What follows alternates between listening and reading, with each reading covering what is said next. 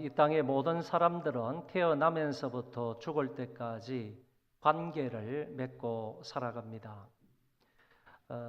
자식이 태어나게 되면 부모, 자식 간의 관계가 형성이 되고, 또 아들, 딸을 낳게 되면 그들 스스로는 형제, 자매의 관계를 갖게 되고, 이것이 모여서 가족 관계를 이루게 됩니다.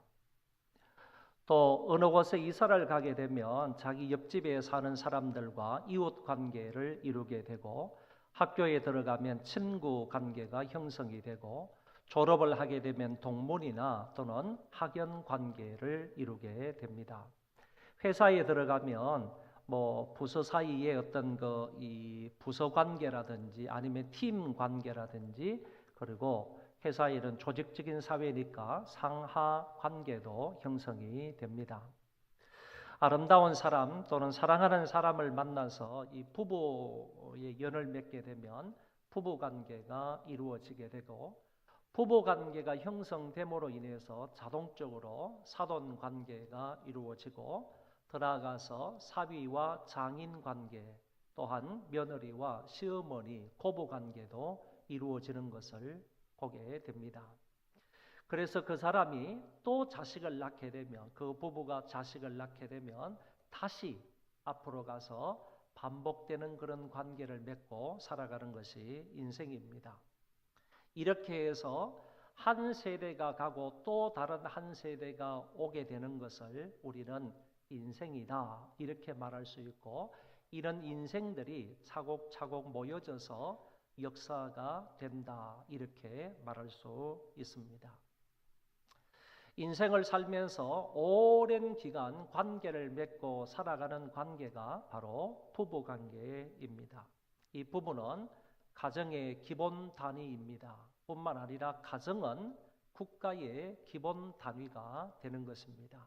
그렇기 때문에 가정이 건강하고 튼튼하고 아름다운 가정이 되어야 교회도 그럴 수 있는 것이고, 더 나아가서 국가도 건전하고 든든한 그런 나라가 될 수가 있다고 보는 겁니다.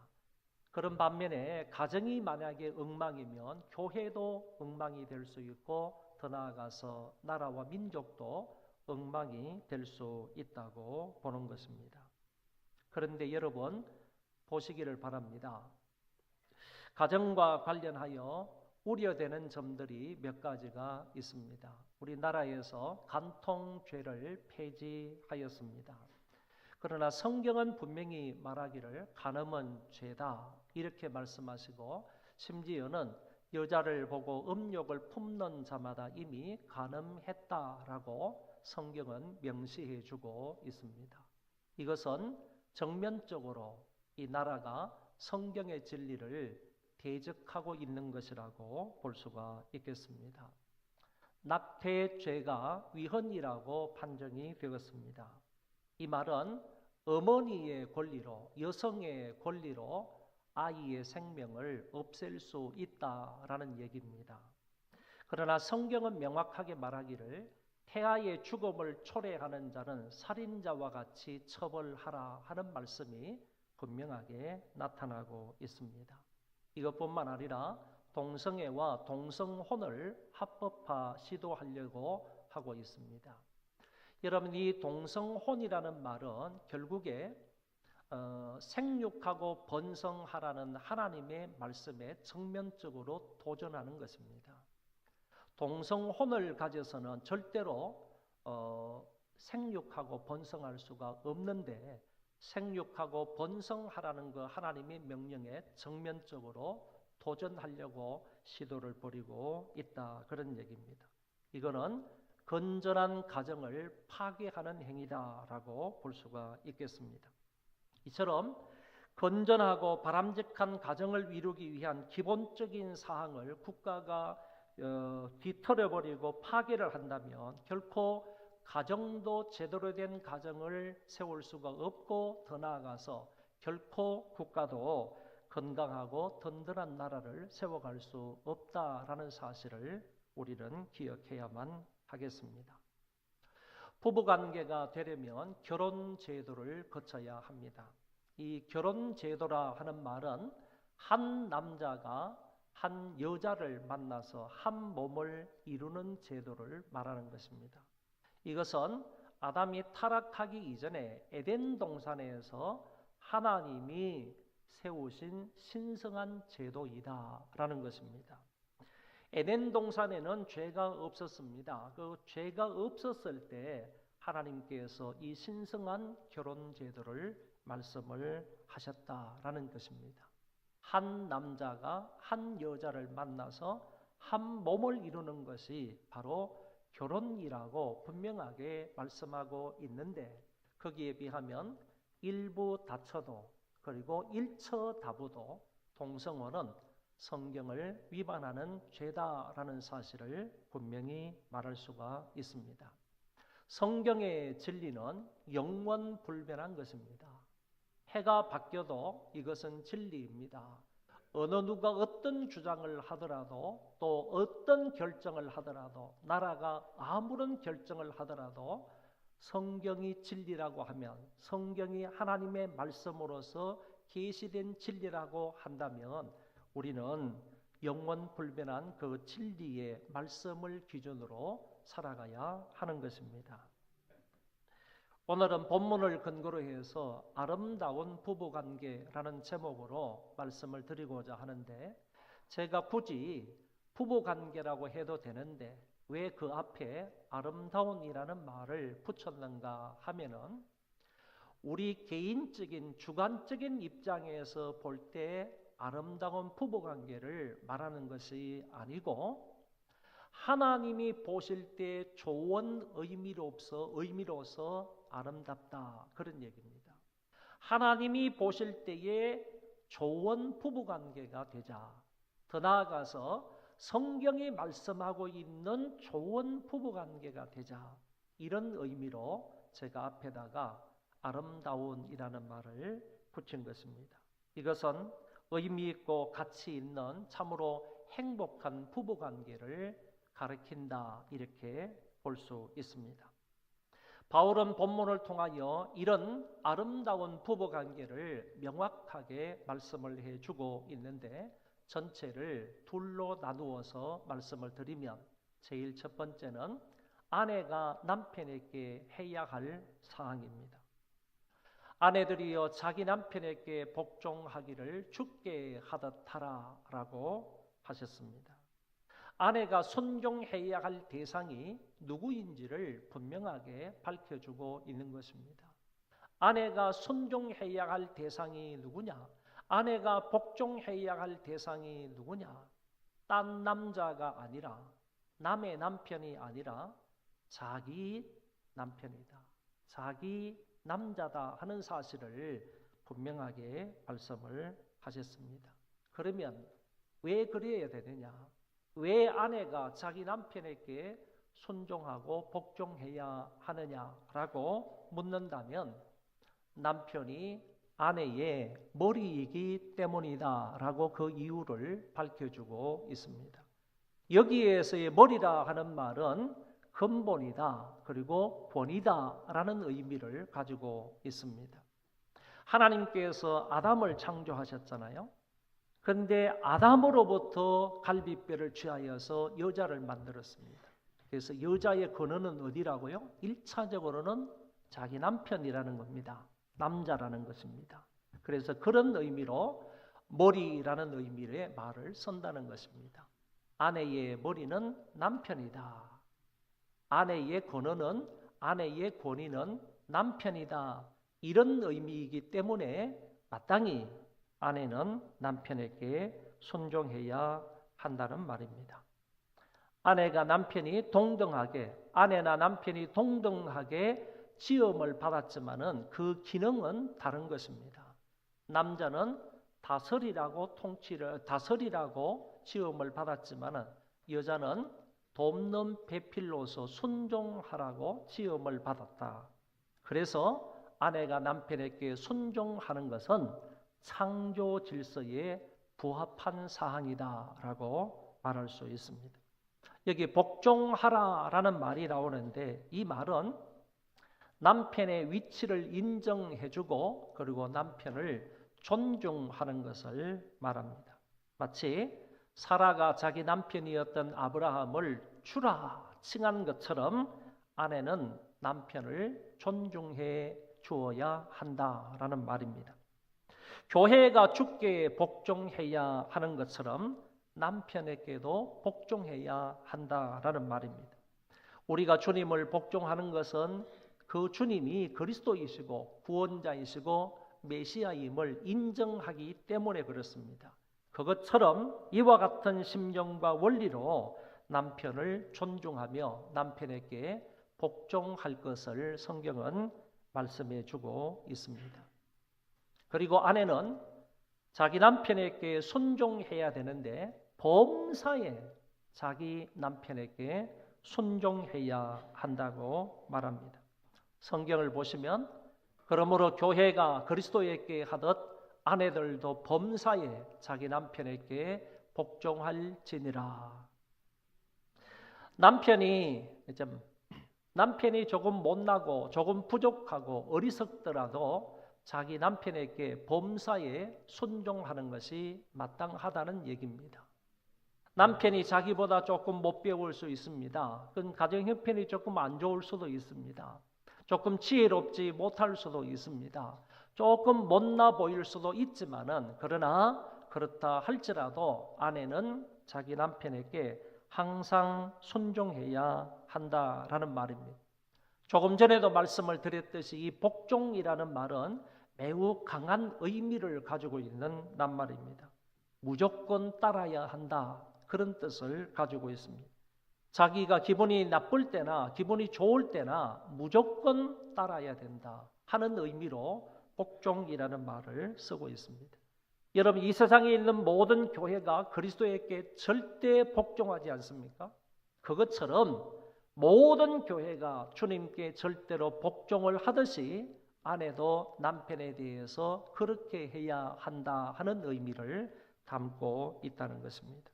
그래서 오늘 앞부분의 말씀들을 보면 바울은 분명하게 말씀하기를 여자의 전문은 순종이다. 여자의 전문은 순종이기 때문에 적극적으로 항상 자기 남편에게 순종해야 함을 가르쳐주고 있습니다. 두 번째는 남편이 아내에게 해야 할 것이 있습니다. 남편들은 자기 아내를 지극정성으로 사랑해야 한다라고 말씀하십니다. 지극정성으로 사랑해야 한다 하는 이 말은 희생적으로 사랑해야 한다 그런 뜻이고 자기 자신을 아내에게 내어주는 사랑을 해야 한다 그런 뜻을 담고 있습니다. 성경을 보면 남편들아 아내 사랑하기를 그리스도께서 교회를 사랑하시고 그 교회를 위하여 자신을 주심같이 하라.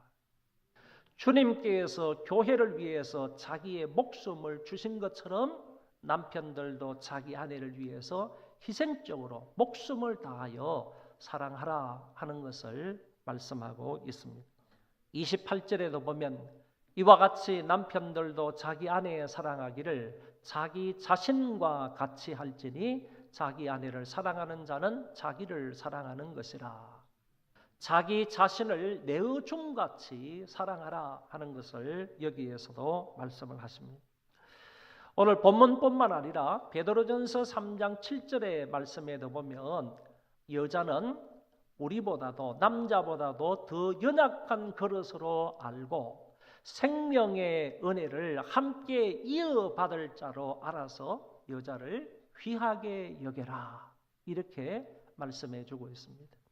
요새 세상은요 과거보다는 그래도 여자를 좀 더 존대하는 것 같습니다. 과거에는 정말로 여자의 지위라는 것은 형편이 없었거든요. 조금 있다가 제가 좀 말씀을 드리도록 하겠습니다. 여기에서 베드로 사도는 분명하게 여자는 생명의 은혜를 함께 이어갈 자다. 그리고 여자를 더 연약한 그릇으로 알아서 여자를 자기 아내를 귀하게 여겨라 하는 말씀을 하셨습니다. 그리고 골로새서 3장의 말씀에 보면 바울은 강력하게 말하기를 남편들아 아내를 사랑하며 괴롭게 하지 말라. 어떤 의미에서는요, 괴롭게 하지 말라는 이 말에 좀 강조점이 있지 않나 이런 생각이 듭니다. 이 사도 바울이 그 시대적인 상황을 볼 때 남편들이 아내를 너무너무 괴롭게 만드는 거예요. 고통을 준다고요. 육체적으로도 그렇고 정신적으로도 그렇고 영적으로도 그렇고 물질적으로도 그렇고 다방면에 있어서 그 남편 된 사람이 이 남존 여비 사상은 세계 어디를 가나 다 있었거든요. 이 남존 여비 사상 때문에 남자가 조금 우월하다, 남자가 조금 월등하다 이런 생각을 가져서 여성들을 모든 부분에 있어서 이렇게 괴롭혔단 말이에요. 괴롭혔다. 바울이 이것을 말하면서 남편들아 제발 자기 아내를 괴롭히지 좀 말라. 괴롭히지 말라. 그리고 사랑해라 하는 것을 말씀을 하셨습니다. 남편들에게 요구하는 사랑은 주님이 교회를 위해 십자가에 피 흘리 죽으신 것처럼 희생적인 사랑을 요구하고 있는 것입니다. 제가 아내들은 이렇게 복종해야 됩니다 라고 말할 때 어쩌면 여성 성도 여러분들은 마음에 생각하기를 왜 우리 보고 저렇게 과한 것을 요구하시나 이렇게 생각이 될 것 같습니다. 그렇지만은 실제적으로 오늘 말씀을 찬찬히 보면요, 여성들에게 더욱더 과한 요구를 하고 있는 것이 아니라 남성들에게 더 과한 요구를 하고 있는 거예요. 보시라고요. 그리스도께서 교회를 위해서 십자가에서 피 흘려 죽으신 것처럼 희생적인 사랑을 자기 아내에게 하라고 하신 것입니다. 이거는 아가페적인 사랑을 하라는 겁니다. 단순히 에로스적인 사랑을 말하고 있는 것 아닙니다. 에로스적인 육체적인 사랑을 말하고 있는 게 아니라 신적인 사랑, 아가페적인 사랑, 자신을 주심같이 이렇게 너희들도 아내를 위해서 자기 자신을 주라는 것을 요구하고 있는 것입니다. 시시하고 째째하고요, 조건적인 사랑이 아니라 희생적이고 한없이 넓고 무조건적이며 그럼에도 불구하고 사랑할 것을 남자들에게 요구하고 있습니다. 여러분, 코란 교사로 있는 이 모스타파라는 사람이 이슬람의 여성들이라는 책을 썼습니다. 왜 이 책을 썼느냐 하면은 이 사람이 유럽의 여성들에게, 특별히 유럽의 이 이슬람 여성도들에게 이슬람의 여성관이 어떤지를 이것을 꼬란을 중심으로 해가지고 이슬람의 여성관은 이렇다 하는 것을 보편적으로 가르치기 위해서 교환 형식의 글을 쓰고 책을 만든 것이 이슬람의 여성들이라는 책입니다. 여러분, 이 책에 보면 이런 말이 나옵니다. 아내를 때릴 때는 조건이 있어야 됩니다.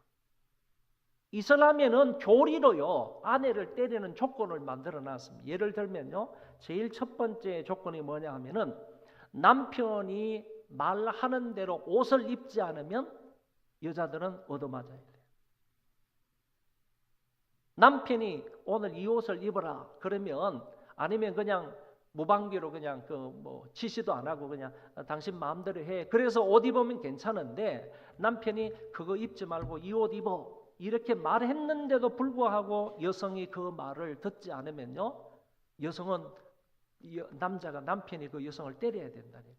이런 조건하고, 그다음 남편이 아내에게 성관계를 원하는데 아무런 어떤 그 조건이 없는데도 불구하고, 아무런 어떤 불편함이 없는데도 불구하고 여성이 그 조건에 성관계를 응하지 않을 때는 또 남편으로부터 얻어맞아야 돼요. 또 거기에 보면요, 희한한 내용들이 다 있어요. 여성들이 성관계를 가질 때 씻지 아니하고 만약에 남편과 성관계를 갖는다 그러면 남편한테 또 얻어맞아야 돼요. 그런 얘기를 하는 거요. 아내를 때릴 때가 있다는 거죠. 그런 조건이 되면 남편이 아내를 때리는 거예요. 때리는데 어떻게 때리라는 방법까지 여기 가르쳐주고 있다는 거죠. 얼굴이나 머리나 가슴이나 배를 피하고 가는 회초리로 손이나 다리만 때리고 상처를 남기지 말라. 손을 때린다는, 남편이 회초리로요 자기 아내의 손을 때린다는 거예요. 내가 그 옷 입지 말랬지? 그럼 때리는 거예요. 왜 목욕 제개도 안 하고 있었어? 그럼 이제 때리는 거예요.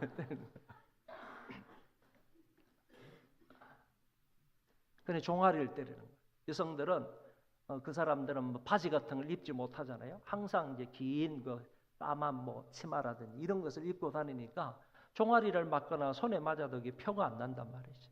이렇게 때리라. 이런 규정들을 꼬라를 근거로 해가지고 이게 바로 이슬람의 여성관이다라고 해서 이 꼬라를 가르치는 이 모스타파라는 사람이 이런 글과 이런 책을 써서 유럽 사람들에게 전파하고 있다. 그리고 보세요. 아내를 제재하는 방법은 우선 말로 타일러 본뒤 안 되면 말로 타일러도 안 되면요. 최고의 형벌이 뭐냐? 남편이 아내에게 성관계를 중단 선언을 하는 겁니다. 그렇게 해서 성관계를 중단해버립니다. 여러분, 우리로서는 좀 이해가 안 될 수도 있습니다.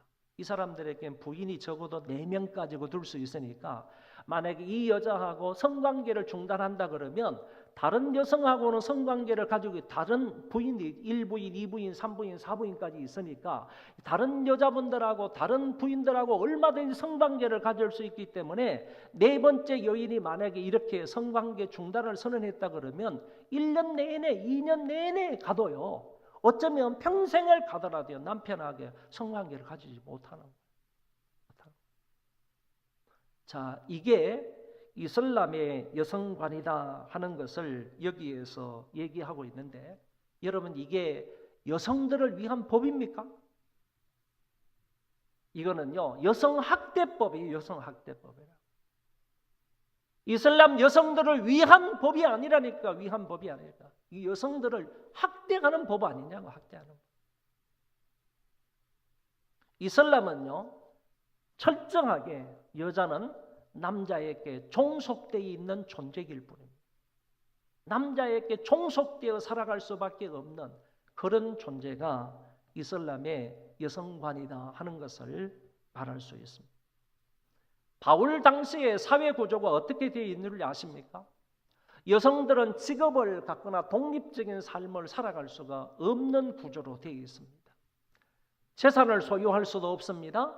남편의 재산을 아내가 상속받는 법이 없습니다. 상속받을 때는 반드시 여자아이도 못 받습니다.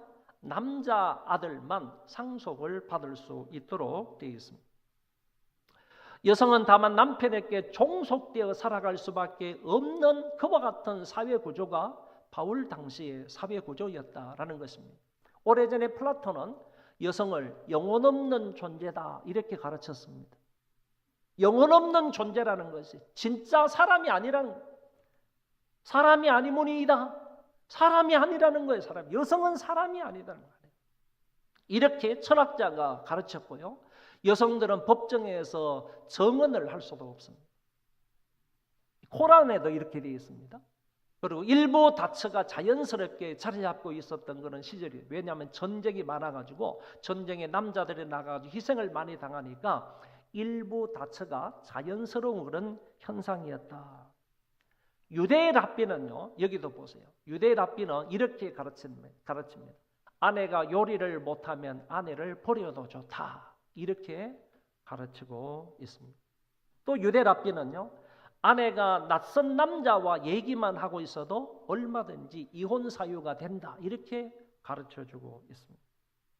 여러분, 이와 같은 당시 사회적인 배경을 가지고 바울은 얘기를 하고 있는 거예요. 이런 사회를 살고 있는 그 남성들에게 외치고 있는 것입니다. 뭐라고 말하고 있죠? 아내를 위하여 자기의 목숨을 바치면서 사랑해라. 아내들이, 부인들이 사회적으로 이렇게 천대와 무시를 당하고 있는데도 불구하고 바울은 하나님의 계시를 따라서 이렇게 얘기하고 있는 거야. 아내를 위하여 목숨을 바치는 사랑을 해라. 희생적인 사랑을 해라. 이렇게 강력하게 남편들에게 말씀하고 있다. 그런 얘기입니다. 어쩌면 이 이야기를 들었던 남자들은요, 뭐 정신이 혼미되지 않았을까 이런 생각이 들어요. 아, 지금 이런 시대가 어떤 시대인데 저런 말씀을 우리에게 하냐고. 아주 뭐 청천벽력 같은 그런 말로 들려지지 않았을까 하는 생각이 듭니다. 그러나 바울은 이것이 주님의 뜻이고 창조 질서에 합당한 것이고 하나님이 남자 여자 부부 관계에서 설계하신 하나님의 설계도다 하는 사실을 분명하게 말씀을 했습니다. 남편은 자기 아내를 희생적으로 사랑하라 하는 말씀을 하신 것입니다. 칭찬이 자자했던 어느 부부 신혼 이야기를 조금 하겠습니다. 이 사람들은 너무너무 가난해서 결혼은 했지만 신혼여행을 가지를 못했습니다. 그러다가 이제 아이를 둘 낳고 그러고 나서 12년 만에 결혼한 지 12년 만에 교회에서 마련한 그런 신혼여행 그런 프로그램이 있었습니다. 신혼여행을 못 간 사람들을 위해서 이렇게 프로그램을 마련했을 때 이 부부가 거기에 참여를 하게 되었습니다. 그런데 하루 정도로 구경을 다 하고 나서 그날 저녁에 몇 커플들이 모여가지고 이제 공개적으로 이야기를 하기 시작한 겁니다. 자기 자신에 관해서 나는 이렇게 살았다 하는 것을 서로 이야기를 하는데 어떤 부인이 나서가지고 자기 남편이 옆에 있는데도 이런 얘기를 한 겁니다. 눈물을 걸썽걸썽거리면서 또 말도 더듬으면서 하는 얘기가 남편의 얼굴을 이렇게 쳐다보면서 죄송하지만은 미안하지만은 나는 한글을 모릅니다. 나는 한글을 모릅니다. 중학교 나왔다는 것도 다 거짓말입니다. 이런 얘기를 했어요. 이 얘기를 사람들이 다 들은 겁니다. 거기 자기 남편도 들었습니다. 그런데 그 자기 남편이 그 이야기를 듣고요. 저 여자가 12년 동안 그럼 나를 속였어? 나를 속였어? 나한테 거짓말을 했어? 이렇게 그 자기 아내에 대해서 비판하고 정죄하는 이런 마음, 추궁하는 이런 마음을 갖기보다는 그 스토리를 쭉 들어보니까 자기가 6.25 동란을 겪으면서 자기는 학교 갈 형편이 안 되었다는 겁니다. 그래서 결국에 초등학교도 나오지 못한 이런 사람, 한글도 모르는 이런 사람이 되었다고 하는 얘기를 들어보니까 남편이 너무너무 불쌍하게 보이는 거예요. 너무 처근하게 보이는 거예요. 그리고 대단하게 보이는 거예요. 그와 같은 와중에서도 살아남은 것 자체가 그리고 나와 결혼을 해서 가정을 이룬 것 자체만 해도 너무너무 기특하고 감사하게 생각이 되더라고요. 그래서 그 자리에서요 자기 부인을 꼭 껴안아주면서 괜찮다고 내가 미리 이런 것들을 알아보지 못해서 당신한테 미안하다 그러면서 그 부인을 꼭 껴안고 여행을 다 마쳤습니다. 집에 돌아와서 초등학교 다니는 아들, 딸을 불러놓고 네 어머니가 6.25 동란 때문에 초등학교를 못 나오고 아직 글을 모른다고 한다. 그러니까 지금부터 아빠가 네 엄마한테 한글을 가르치겠다. 그러니까 매일 저녁 몇 시부터 모여서 우리 엄마는 한글 공부하고 나는 성경을 필사할 테니까 성경을 쓰고 너희들은 숙제하고 공부해라. 그러니까 온 가족이 4명이 함께 모여가지고 매일 저녁마다 2시간씩 이렇게 공부를 한 거야. 부인은 가가, 거겨, 아야, 어여 이걸 열심히 따라서고요. 남편은 가르치면서 또 성경을 자기가 필사하고 그리고 아들 둘은 숙제하고 또 공부하고 3년 만에요. 이 부인이 고등학교 검정고시에 합격을 했어요. 고등학교 검정고시에 패스를 한 거야. 그런데 놀라운 것은요. 남편의 신앙이 얼마나 자랐는지 하나님의 말씀을 써가다 보니까요. 하나님 말씀에 은혜가 되고 하나님 말씀에 감동이 되고 하나님 말씀이 깨달아지니까 이 남편의 믿음이 3년을 지나고 나니까 남편의 믿음이 정말 놀랄 정도로 훌륭하게 성장을 했더라는 거예요. 더 놀라운 것은 이 아이들이요. 공부를 너무너무 잘하는 그런 아이들이 되어서 학교에서도요. 칭찬이 자자하고 교회에서도 칭찬이 자자하고 그렇게 남들로부터 칭찬을 받는 그런 아이들로 성장을 했다. 그래서 3년이 지나고 난 이후부터는요. 요 4사람이 반드시 1년에 한 차례 내지 2차례는 가족들이 가가지고 한글을 모르는 사람들에게 봉사를 한다. 1년에 2차례 정도 일주일씩 한글을 모르는 사람들에게 오지나 이런 데 가가지고 탄광촌 이런 데 가가지고 그런 사람들에게 한글을 가르쳐 주는데 봉사한다 하는 이야기를 들었습니다. 얼마나 자기 아내를 사랑하는 그런 남편이었나 하는 점을 생각하게 됩니다. 신문에 이런 기사가 났습니다. 아내를 위해 시장은 그만이라는 제목으로 신문 기사가 났습니다. 일본에서 있었던 일인데 이 다카스키라는 도시에서 에무라라는 그 도시의 시장이었습니다. 이 시장은 사선 시장입니다. 사선 시장. 15년 동안 그 시에서 시장을 했습니다. 그리고 이제 5선에도 무난히 시장 당선이 유력한 그런 사람이 바로 에무라라는 시장이었습니다. 그런데 5선이 되기 전에 이 사람은 사임을 했습니다. 시장을 사임을 했습니다. 왜 사임을 했느냐라고 하면 자기 부인이 퍼킨슨병에 걸린 겁니다. 퍼킨슨병에 걸리니까 이게 점점 행동이 둔하여지고 뿐만 아니라 기억력도 상실이 되고 그러니까 이제는 내 가족 중에 하나인 내 부인을 돌봐야 할 때다. 내가 시장으로서 시민들을 위해서 일할 때가 아니라 내 가족인 이 부인을 위해서 부인을 돌볼 때다. 이렇게 얘기하면서 시장직을 사임을 한 겁니다. 그런데 놀라운 것은요. 조금 있다가 신문 기사에서 여기입니다. 이렇게 나왔습니다. 이 사람이 시장직에 있을 동안 15년 동안 있었다고 그랬잖아요. 시장직에 있을 때는 정말로 시장의 모든 일들을 능수능란하게 잘 감당했던 유능한 시장이라고 평가를 하고 그러고 나서 시장직에서 그만두고 나서는요. 어떻게 그 신문이 평가를 했는가? 이 시민들 가운데서 가장 존경받는 인물이다. 이렇게 평가를 했다는 거예요. 저는 이 기사를 읽으면서 이 에모라라는 시장은 정말 자기 아내를 사랑했던 사람이다 하는 부분을 생각하게 되었습니다. 오늘 말씀의 결론입니다.